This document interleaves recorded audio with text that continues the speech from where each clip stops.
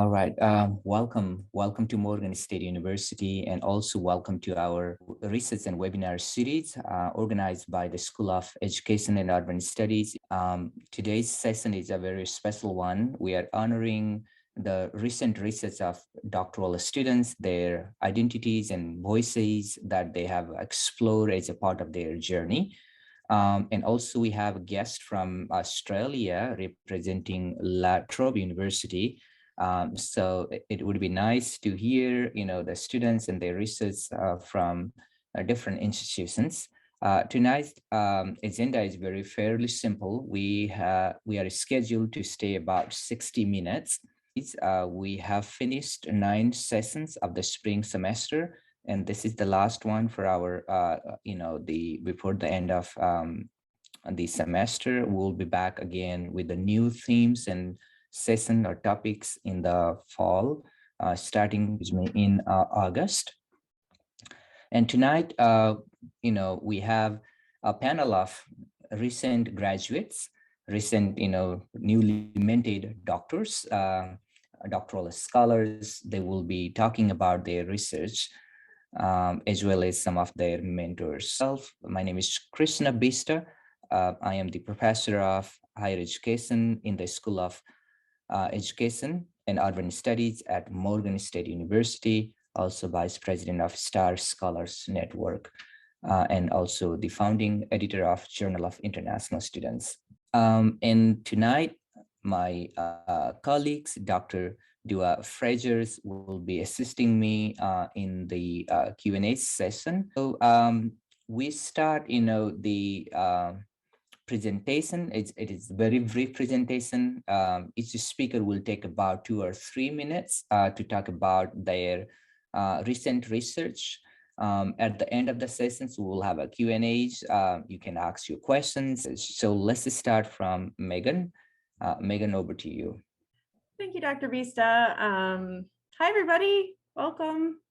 Have to say I'm concerned about summarizing my entire dissertation in 2 or 3 minutes. I think I might be able to get the title out. So bear with me, please.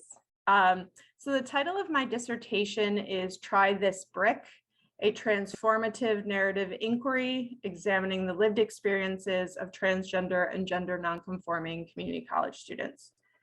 So through this study, I attempted to capture and explore the stories of transgender and gender nonconforming community college students using Nancy Schlossberg's theory of marginality and mattering as a theoretical framework.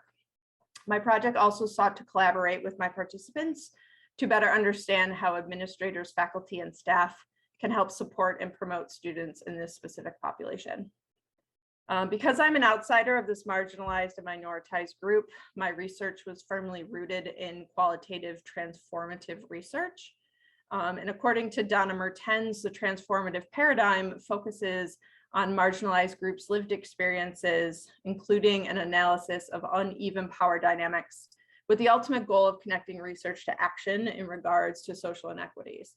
So to discover how things are, as well as how they can or should be for trans spectrum community college students, I needed to delve into their lived experiences, and I addressed that through my research questions 1, 2, and 3. And then also their thoughts regarding institutional change, which I addressed by research question number 4. This focus on participant stories and working for change led me to the overarching methodology of narrative inquiry, supported by participatory action research when it was appropriate. The structure of my findings is a little unique in that I have 2 chapter 4s. So chapter 4A is organized by participant and presents the distinct experiences of each. I'm an English professor by trade, so I use literary terminology to organize and clarify their experiences. And then I have chapter 4B, which proffers a discussion of thematic findings across participants. And I accomplished this via a meta-narrative about a fictional gender identity minority community college student, which I presented in journal form. And that was interwoven with an extensive and nuanced discussion of the themes that emerged from the participant interviews. And that is my tiny version of my 320 some page dissertation. Thank you. I'm very proud of that. I'm more proud of that than writing the massive thing. Wonderful, wonderful. Would you quickly summarize your doctoral journey, how it was? How do you describe your doctoral journey? Well, I describe it as almost done as of tomorrow, which is very exciting. Graduation's tomorrow. Honestly, for me, it was, no, I'm a professor, you know, in my day job. And so to also be a student made me a better professor. It made me more empathetic. It made me more understanding. But it also opened my eyes to the different silos that exist in higher education and how I need to be better about not just being in my little bubble, but reaching outside of that. So for me, probably the most impactful part of my program was interacting with my classmates who all work in higher ed and learning from them as well as my professors. Thank you, Megan, and congratulations on your accomplishment. Thank you. Okay, moving on to next speaker. Let's go to Naisa Price. Hi, everyone. I am, as of tomorrow, Dr. Naisa Price, and my dissertation topic was the influence of developmental programs on student success at urban community colleges. It was a quantitative study. So case, over 50% of the students were forced to register for numerous tiers of remediation. So developmental education was actually developed to assist these students who were academically unprepared. And 90% of community colleges actually offer developmental education courses. So the students are forced to take a series of developmental classes, which they never complete, and which ends up meaning that they never complete their first credit level course, which was English 101. And the students never earned their degrees. So basically, the purpose of my dissertation was to replicate the results of a woman named Elizabeth Vilmar, who completed a study in 2007 on suburban students. And I wanted to advance the research in developmental English in urban institutions. Basically, my methodology that I used was a non-experimental cross-sectional design. I realized that students ages 22 to 24, 25 to 29, 30 to 39, and 40 years or older were more likely to exhibit higher active and collaborative learning than those aged 18 to 19. Developmental community college students enrolled on a full-time basis were more likely to exhibit higher active and collaborative learning than those enrolled on a part-time basis, and therefore my null hypothesis was rejected. And other demographic characteristics did not significantly predict active and collaborative learning, and my null hypothesis for research question 1 was retained. For research question 2, to what degree do demographic characteristics predict the SESI benchmark student-faculty interaction? And Black or African-American students were more likely to exhibit higher student-faculty interaction than those students who identified as Hispanic. Full-time students were more likely to exhibit higher student-faculty interaction than those enrolled on a part-time basis. English as their native language students were more likely to exhibit higher student-faculty interaction than those who reported English as their second language, and therefore my null hypothesis was rejected. And other demographic characteristics did not significantly predict student-faculty interaction. And I'm not going to go on because of my time limit, but I had research question 3, 4, and 5. All right, thank you, Dr. Price. Congratulations. Moving on next, I'd like to invite Dr. Taiwa Adenuga. For your 2 minutes or maybe 3 minutes, quick summary of what was the topic you studied and what did you find? Over to you, Taiwo. Okay, I'm sorry, I'm in the car because my house is full of people right now that came over for the graduation, so I had to come to the car. All right, good evening, everyone. Thanks, Dr. Bista, for inviting me to be a speaker on this platform. And my dissertation topic is exploring adjustment challenges of Nigerian international students in the United States higher education. And the purpose of my study, that I looked at was to explore the adjustment challenges of Nigerian graduate students at one 4-year HBCU in Maryland, and to also identify the effective coping strategies that the students utilized in the adjustment to the United States higher education environment. And for my study, I utilized the Schlussberg transition theory, which was used to help make meaning of the Nigerian graduate student underlining issues in transitioning and adjusting to their higher education environment. from my study, I had two research questions that helped form the basis for the investigation of my research. And, how do the students, Nigerian F1 graduate students studying at an HBCU, explain the challenges in adjusting to their United States higher education system, and what are the effective coping strategies the students utilize? My research method that I use, my study is a qualitative, the study I did was a qualitative research methodology, and I use the phenomenological research design to fully understand and explain the Nigerian international student adjustment challenges and experiences, because it helped to discover how the participant understood and interpreted their experiences with the phenomena being discussed. And for the major findings and takeaways from my study, the key findings and takeaways based on the existing literature and also from the findings from my study shows that the adjustment challenges of international students in general over the years, have remained almost the same over the several past decade. And the findings from my study shows that Nigerian graduate students, they encounter challenges when it comes to their different academic styles, negative emotions, culture shock, financial challenges, and lack of awareness about the institutional support services. And my study also found that the students utilize the family and peer support system as effective coping strategies in adjusting to their United States higher education system.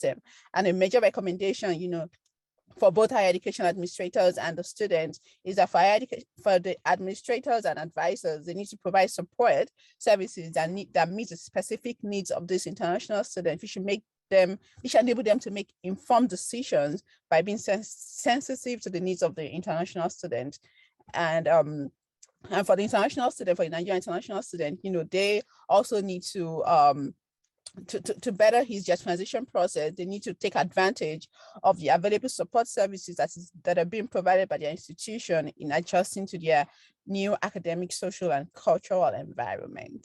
Okay, thank you, and congratulations finishing up your doctoral journey. Thank you. And it's ending tomorrow. Yes. What is one aha moment, being a doctoral student?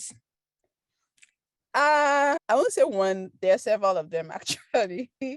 Coming from the coursework, I didn't realize it's oh my God, I had 60 coursework, 60 credits coursework, and also then comprehensive exam and the dissertation process.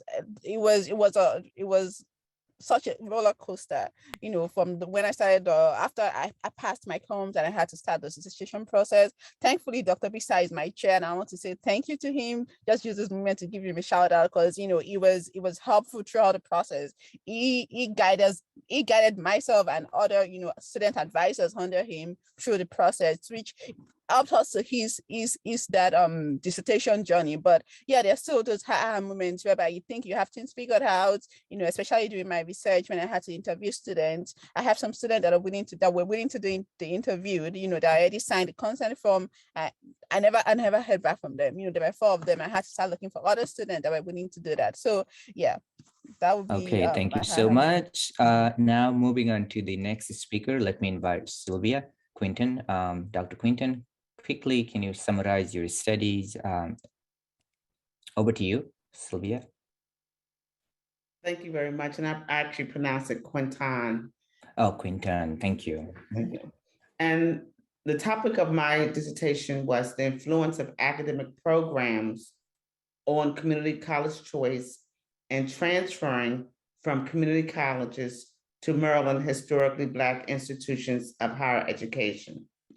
And this was one, I think it's safe to say, it's probably the only study, it was a seminal study that looked at the connected community colleges and HBCUs. The study was basically, I had wanted to document in the scholarly journal the Maryland HBCU lawsuit. And recently the state of Maryland settled a $580 million lawsuit for violation of the 14th Amendment of the Constitution and Title VI of the Civil Rights Act, basically the Civil Rights Act. So this study looked at the relationship between state-induced disparities, basically academic programs, and influencing community college choice, that if community college choice, in fact, influencing college choice that affect community college transfer rates. So I had 3 research questions. The first research questions was what are the community college transfer rates for selected HBCUs and PWIs? And basically that was a descriptive analysis. And we found out that there was a 10 to 11% point difference between HBCUs and PWIs. So more community college students choose to go to PWIs than HBCUs. After we looked at that, we looked at, well, what are the academic programs for the selected HBCUs and PWIs? And we looked at high demand programs, non-STEM programs, and non-core liberal programs. And non-core liberal programs are your professional degrees, your engineers, and things of that nature. And so we found that although the HBCUs had more high demand program, they had just slightly fewer non-STEM programs, and they had more liberal arts programs. Then the third research question was a statistical analysis, and it looked at what was the nature of the relationship between the 3 academic program types: high demand versus non-high demand, STEM versus non-STEM, liberal core versus non-liberal core, and the college type. And we found that community college transfers at an HBCU were more likely to enroll in non-liberal core programs, while community college transfers to predominantly white institutions were more likely to enroll in the liberal core program. So this dissertation really just first identified what is the issue and what is happening with community college transfer rates to HBCUs. And my dissertation gave a plethora of follow-up studies that's needed. So since this was the first study, what I sought to do was to just bring forth the information in a quantitative manner. It was an ex post facto study. So I went back and I looked at all the enrollment data for 5 four-year institutions and 3 community colleges and did an analysis of the data from the Office of Institution Research. Thank you so much. Do you have a quick advice to any of our doctoral students who are, in the same path? I learned a new word during my doctoral program, and that was unencumbered. Actually, I'm already have a doctorate. I'm an attorney by training, so I received my JD, but I received my JD and passed the bar. I was all of 24 years old when I had graduated from law school, so I really didn't appreciate higher education because I just was just a wonderkin and was able just to go straight through. So with this process, it was really about lifelong learning. And I would actually forget I was in a doctoral program, and my chair would have to call me and say, Ms. Quintan, you have to get unencumbered. And so there's always distractions and things that I like to do. And because this was just for the joy of learning, I literally sometimes will forget, oh yeah, that's right. I'm working on this paper. So I just want to thank my chair, Dr. Link, for just pulling me through, because he would call me and he said, Ms. Quintan, I'm waiting on you. What are you doing? And I took every bit of the 7 years. I went all the way up to the last minute. I did a marathon and not a sprint. And so I would say, don't rush through it. I really think that I enjoyed the process. Some people think it's really great that they can say they finished in 3.5 years, but I really think if you finish in 3.5 or 4 years, you've really missed an opportunity to really delve into your research. And so I really would say, don't rush through it. It's a marathon, not a sprint, and just learn a new vocabulary word, learn how to be unencumbered. Thank you. Thank you for your outstanding accomplishment. Tomorrow is the commencement day at Morgan State University, and we are waiting the big day, big moment. Thank you. Moving on. Next, we have Dr. Edralin Pagarigan. Excuse me, the pronunciation. Over to you. It's okay, Dr. Bista. That's my husband's fault. Well, I'm Angeline Tagurigan. I'm a magnet coordinator at Baltimore County Public Schools. So I'm sharing with you my research with the title Middle School Science Teachers Implementation of Language-Based Strategies in NGSS Classrooms. So I've been a science teacher for many, many years. So that's the perspective I'm coming from. And also I'm a multilingual and an immigrant teacher. And so that's the perspective I was coming from when I did my research, and that's where my passion was coming from. So the purpose of my study was to investigate the middle school science teachers' practices in implementing the NGSS curriculum in their classrooms as a new vision of science education. So with this new vision in science education in K-12 classrooms, there are so many opportunities and for demands and challenges of the use of the language for our English learners, or we call them the ELs. And engaging the ELs in science engineering practices as one of the dimensions of NGSS is challenging. It is because of their limited language proficiency. And that's why I sought to do this research. So my research posited that if middle school science teachers implementing language-based strategies, they're able to support the English learners in engaging them in language tasks that are aligned to SEPs, and we call this in science engineering practices, which are the sense-making tasks in science classrooms, in order to access the NGSS, especially in the demands of the language. So I utilized the convergent mixed method research design, where I collected data through surveys and self-efficacy beliefs that I adapted. I developed the survey, and through semi-structured interview.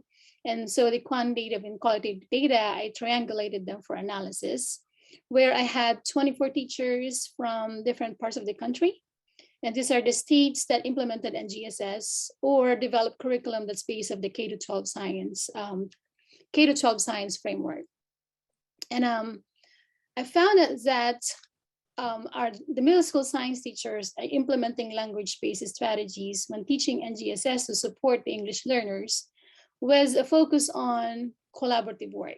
And that is critical for our English learners because collaboration provides them the opportunity for the rich use of the language, so a rich language environment that promotes student interaction and practice of the language. And I also found out that our teachers do have high sense of efficacy about teaching science with ELs and the implementation of their language-based strategies in NGSS classrooms. And also our middle school science teachers are engaging our English learners in language tasks that are aligned to NGSS, and that allows them to access the demands of the NGSS when they're using the language-based strategies. And specifically they use, and I heard from one of the research, I think that was Dr. Price, mentioned about the use of collaborative work for our English learners. The use of scaffolding techniques as well is very important to them, and embedding language-based tools such as notebooks and technology, because these are strategies that support their linguistic needs in order to meet the demands of the language when they are in sense-making tasks in our science classrooms. Thank you. Thank you so much, Dr. Pagarigan. I appreciate. How do you describe your relationship with the dissertation mentor, advisor, or chair? I believe I had a very supportive dissertation advisor. And I know that, any professor, any teacher, I am a teacher, most of us are teachers, and we know that every day is such a busy and there's no time for anything in a way because our hands are full. And because we are teachers and I am a teacher, my advisor is a teacher, and she has also teaching loads. We did understand each other. And if she misses my meeting because she has something to do, that's understandable to me because I do understand from the perspective of being a teacher. So I think that the relationship that a teacher, the researcher and advisor, it has to be a give and take relationship and be more understanding of each other, which I had a very understanding and very supportive advisor. I think it is more of being persistent and being patient. And as everyone said, this is a process. It is a journey. It is a process in developing you professionally as well as you as a person. We are teachers, and as teachers, we are lifelong learners. We learn from this process. We learn from our professors. We learn from our advisors. And this is a way that we develop ourselves personally and professionally. Thank you for your sage advice, and also congratulations finishing off your dissertation and also having an outstanding mentor to share the journey. Now we have two more scholars before we go all the way to Australia from US. So let me invite Rochelle Lemon Howard for a quickly quickly summarize her doctoral research. Okay, thank you, Rochelle. Thank you, Dr. Bista. I'll strive to be as brief as I can. First, I would like to say that I have not been in education, higher education for a long time. I'm a nurse. I've been a nurse longer than I have been an educator. So in that role at the bedside, I was in contact with new nurses. So nurses have been deemed as gatekeepers of the profession because it's a trustworthy profession. It requires critical thinking and clinical judgment. However, literature revealed that academic dishonesty was prevalent in academia at large, and it was present in schools of nursing. Because of academic dishonesty, students' content mastery is questionable. It has been correlated with professional misconduct, and it also negatively impacts the safety and welfare of others. So I did examine influential relationships between academic dishonesty and ethical decision-making. I looked at attitudes and perceptions. Specifically, I looked at the American Nurses Association, which is the standard of ethics for nursing, and peer and faculty role models as influences of academic dishonesty. So I did conduct a cross-sectional quantitative study among 234 community college nursing students. The findings revealed that female students in their first semester and who are employed in healthcare are more likely to have positive attitudes towards ethical decision-making. It also revealed that the American Nurses Association does impact ethical decision-making in a positive way. And lastly, that nursing students do report that faculty role models have a greater positive impact than their peers. So from the data findings, I will continue to conduct research specifically looking at the American Nurses Associations, possibly doing a comparative study between two-year institutions and four-year institutions to compare the impact of the American Nurses Associations on ethical decision-making. Thank you so much. And also congratulations, Dr. Lemon Howard. Do you have a piece of advice to our new colleagues, those who are in doctoral programs? Yes, because it depends on, if you're a Morgan student, we do have a specific time frame to completion. So one of my colleagues always said, when you're in the dissertation process, visit it every day. Don't let a day go by without reading it, rereading it, putting something into it so that the time doesn't lapse. So just continue to be persistent and always follow the advice of your advisor. Thank you. And also congratulations to you. Okay, moving on, we have now Chantal Vilmar. Dr. Vilmar, over to you. Thank you. Good evening, everyone. Thank you, Dr. Bista, for the invitation to share my research. The title of my research, my dissertation, is Challenges of Supporting Students in Community College Workforce Development Short-Term Training Programs.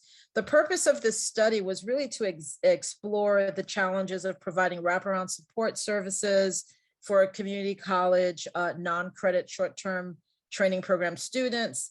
And the study examined the challenges that were experienced by community college non-credit program directors, administrators, staff members, career navigators, and instructors who participated in the Accelerating Connections to Employment grant, often referred to as the ACE grant. So I really looked at a specific grant for my research. There were three research questions that I sought to answer. The first is, what are the challenges of providing support services for non-credit short-term training program courses. The second is how are program administrators and coordinators managing the challenges. And the third is how are support service interventions being funded after the ACE grant. So the research methodology that I implemented was a qualitative case study. And the reason why I selected a qualitative approach is because my inquiry is rooted in the social sciences. There were 3 sites that participated in the study and 10 participants from those sites. And these were individuals who also participated in the grant that I examined. The conceptual framework for my research was what I utilized. I utilized 2 different frameworks, Locke's and Latham's goal setting theory and Jenkins' Bridges theory of change. There were 4 core themes. There were several themes, but 4 core themes that surfaced from the study. And the first was childcare and transportation. That was pretty prominent. Tutoring, accommodations, and counseling support, workshops, and job placement. As part of the grant was to assist students in job placement or finding employment after they completed courses, and also scholarship and other grant sources. So that pretty much concludes my research in, I hope, 3 minutes. Thank you very much. Appreciate it. Do you also have any piece of advice to other doctoral students? Yes, so most of it has been said already. So I will reiterate some of those pieces and add a section as well. The persistence is for sure. That's, we have to be persistent in order to complete to the end of the journey. And, just, it can be lonely at moments. It's a very lonely journey. So I just, implore you to create community. And I have to say that my cohort, we really became more of a family, and the level of support and encouragement, we celebrated everyone's milestones. It was just a wonderful experience to be able to have that sense of community. So I persistence, community, particularly for those lonely times, because it allows us to keep each other accountable in that process of moving forward. So that's my piece of advice. Thank you so much. Tonight we are celebrating the work of our recent graduates. All of them are walking tomorrow. And this last minute, I gave them a challenge of 3 minutes presentation. So all of you have done a wonderful job. Congratulations. And also now the next part of our sessions, we have colleagues invited to present us tonight. Our colleagues from La Trobe University, Australia, Michael, Phil, Andrew, Kunbzang, will be sharing their research. So now the floor is over to you guys. Thank you so much, Dr. Vista. I'd just like to share my screen if you like, because it sort of encapsulates something about us. Oh, if I can, here we go. But first off, I'd like to say so much to Sylvia Quintan. Hi, Sylvia, just to say how wonderful it seemed, that sense of enjoying the journey. I so much enjoyed that idea. Edralin, Pagarigan, sorry, I've not got the pronunciation right. I realize that. But that idea of developing ourselves, I'll share with you what our research was about shortly. Megan Schutte for interacting with classrooms, and also that last speaker, Chantal, Vilmar, that talking about how it can be a lonely journey, but the importance of creating a community. We were a group of 12 students. We got together basically because this is during COVID. We were lonely, as Chantal was saying. We didn't have that sense of, well, we did, but there were some of us who didn't have that sense of camaraderie or community. And so we got together to share our journeys, what it meant to be on a PhD journey. I won't talk too long. Phil, Andrew, and Kunbzang are going to be talking after me, and they're a lot better speakers than me. But just to say, it was an amazing research experience for us because we realized we could share not just our joys and prides and passions, but the doubts we were on, the hardship, the loneliness, the sense of challenge, and also this, which Phil may talk about more, a sense of what we call imposter syndrome or uncertainty. And I'll come back later to talk about some of the other themes that appear. But first off, I'd like to say thank you, Dr. Vista, for this, and thank you so much for everyone else for talking about your own experiences. Just very quickly, if you can see this, we've got a picture of tomatoes and an egg. Sometimes we felt like the egg, sometimes we felt like a tomato. So sometimes we were a tomato and wanted to be the egg. And sometimes we were the egg and we were trying to be the tomato. So anyway, I just share that as a reflective point for you, and it's over to Kunbzang. Oh, Dr. Vista, if we're going too far, there's three of us talking. Just say, guys, shut up, it's time to move on. Thank you. Okay, Kunbzang, please. Thank you, Michael. The case I present here is about my experiences and my self-reflections of my academic journey. As a Global South PhD student who studies in Global North, I feel that a sense of belonging to the academic environment of the host country is crucial for a person's career development. Yet I was not aware of its importance before I came to the host country. After I spent almost 3 years in Australia, I realized that the sense of belonging can be a source of motivation for academic engagement and confidence in everyday life. When I first came to Australia, I experienced some obstacles in my daily interactions. Firstly, the language barrier, which is very hard to overcome. Language usage in everyday life is different from what I had learned. But also after I had some awkward interactions with professors and peers, I lost my confidence to talk to people. Secondly, the way people socialize in the academic sphere is alien to me. For instance, as a part of academic activity, people stand up and intensively converse with each other as soon as presentations are finished. During these moments, it seems I really don't know where I should stand up or which group I should be part of. This is extremely confusing, awkward, and difficult for me. However, the university has been of very little help in this aspect of my academic life.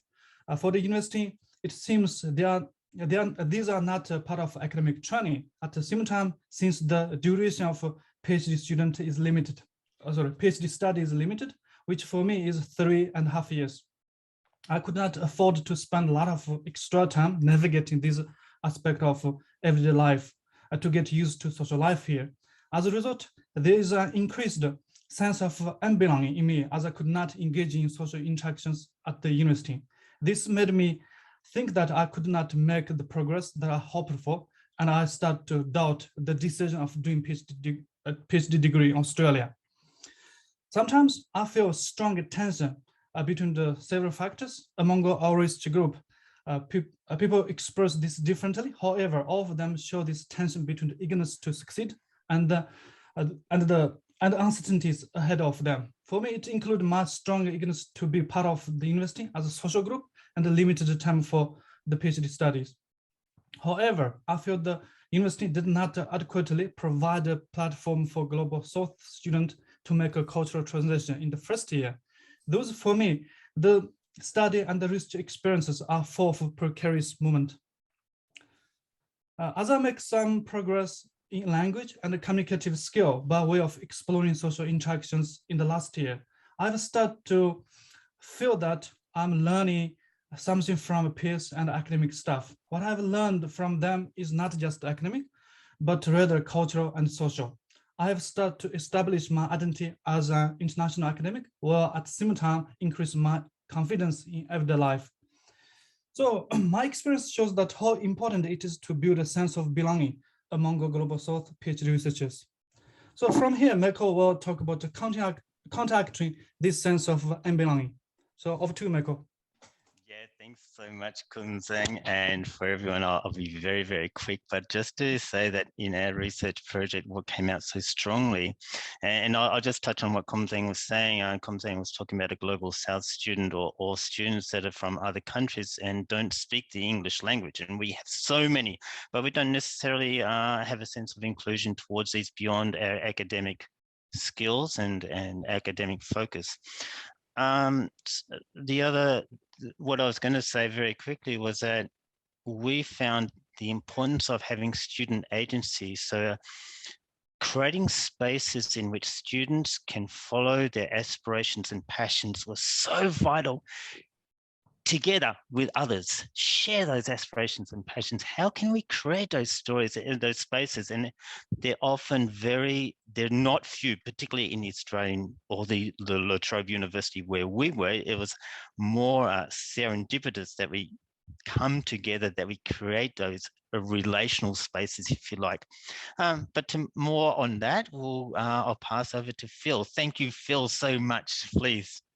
Yes, you know, it's been so fabulous listening to everybody talking here, and all of your work is so valuable to the world. And you just think in the next 100 years, what people are going to get from it.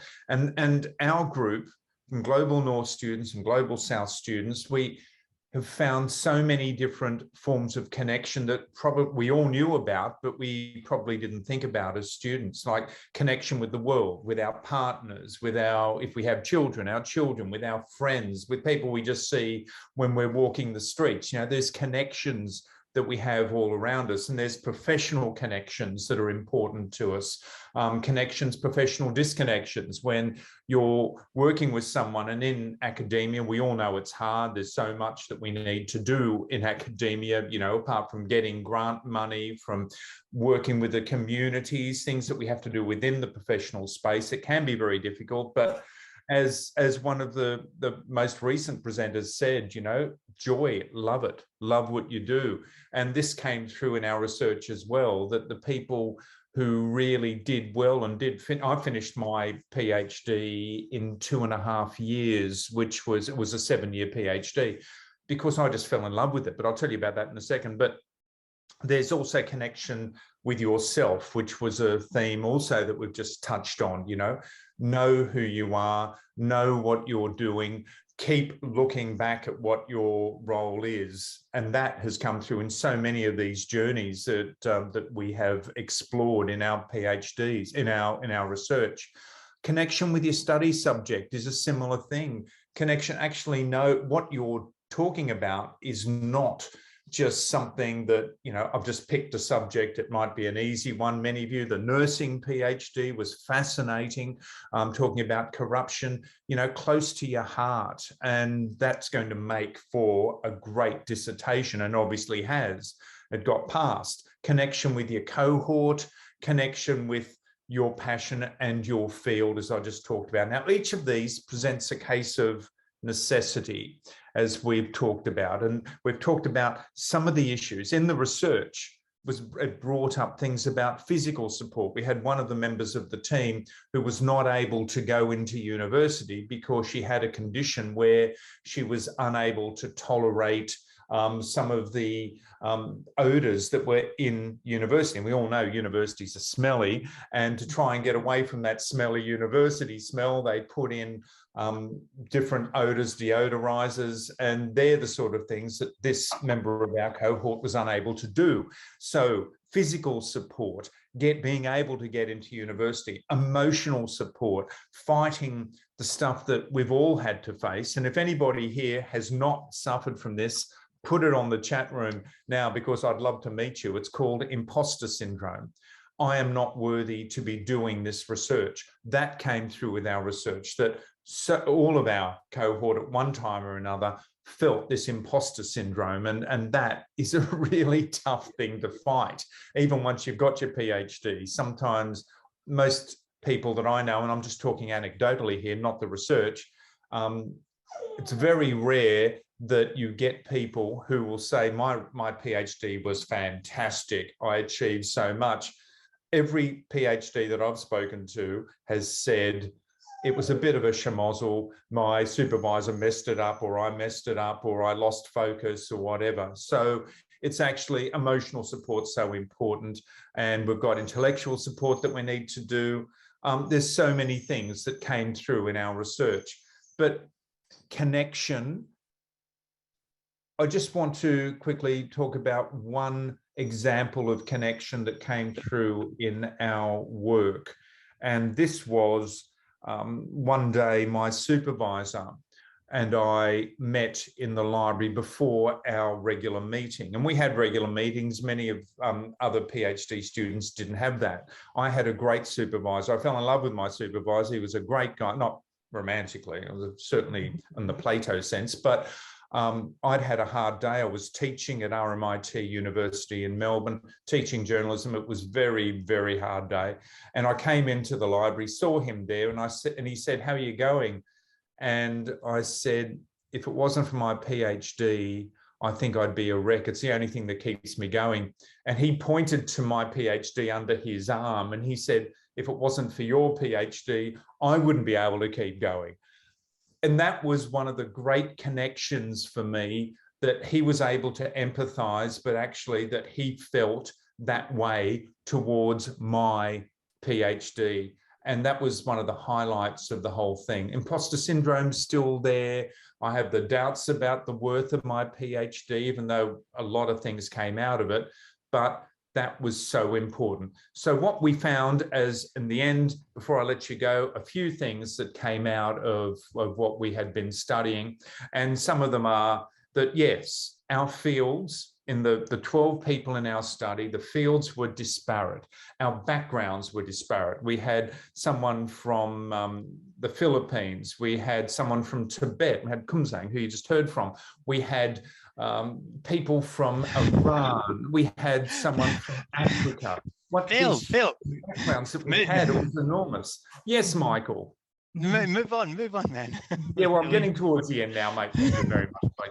See, in Australia, we just move each other on, you know, it's really great. So we had all this background and we found that there was the need for, we could connect. We really were able to connect between us despite these wide backgrounds.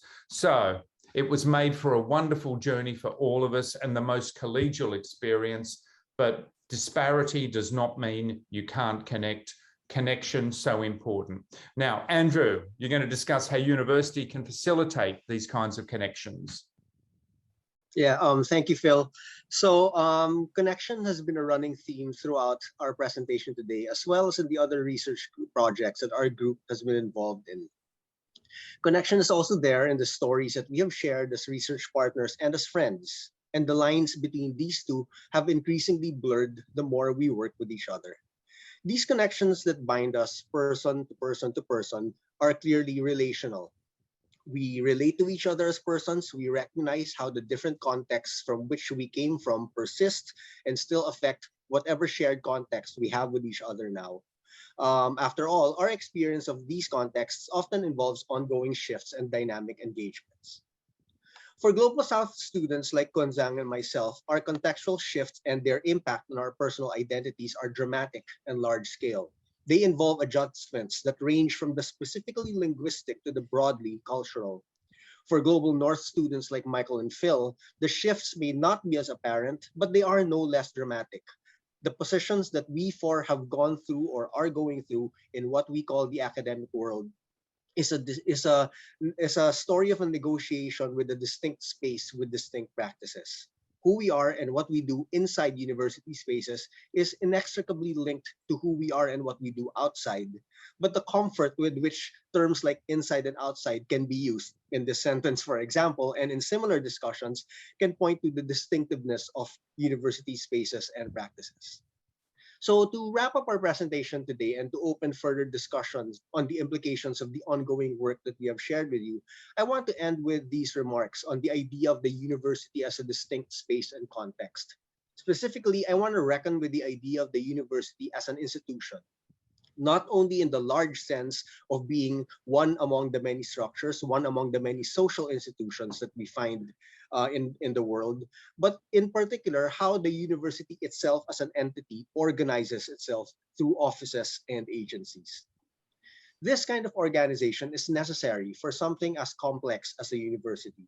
Standard protocols do need to be established, rules upheld as principles, activated as workflows.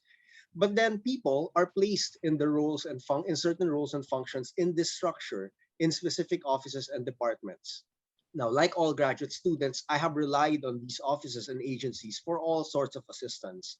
I find reassurance that they are there, that these offices are there, and that I know what email addresses to use to contact what office I need to get in touch with.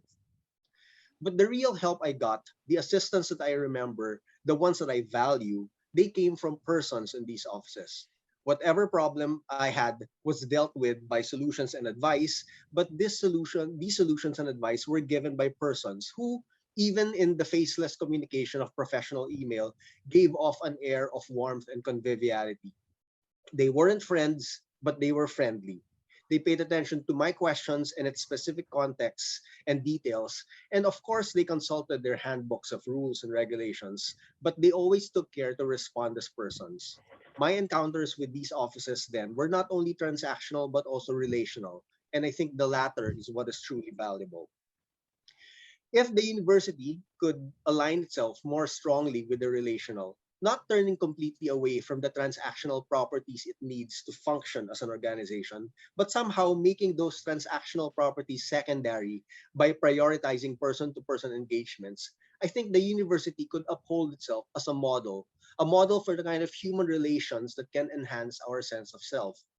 As naive and idealistic as all this may sound, it seems to me more fruitful to imagine the university as a model for the kind of ethical relationality we need to grow into the persons that we can be amidst a community of others. Whatever work we do, whatever tasks we've set for ourselves, whatever roles we find ourselves taking, instead of merely just taking after the primarily transactional exchanges already so common in many other areas in contemporary society, what if we humanize ourselves and our relations with others? Now, all of this, of course, requires imagination that needs to be realized through concrete actions. I hope that our presentation today and our focus on our methods of sharing our experiences as stories and even our brief use of visual imagery, I hope all this demonstrates that as much as our own stories have done. In any case, I do feel confident that coming after the earlier presentations today, a commitment to interpersonal relationality is something that we all share in this room. Thank you. Thank you so much. Yes, if you have any questions for us, please, you can use the chat room. And yes, much appreciation to Michael, Phil, Andrew, Kunbzang, and other presenters in the group. We'll take one question. I know Dr.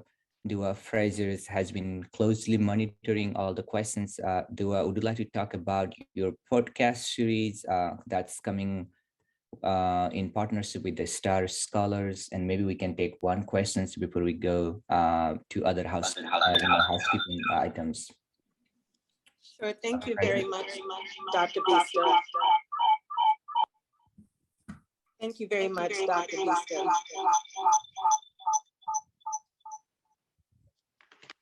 I'd like to mention my podcast. Can you all hear me? So you can find lots of discussion stories with the authors, poet, and the influential personality of the society.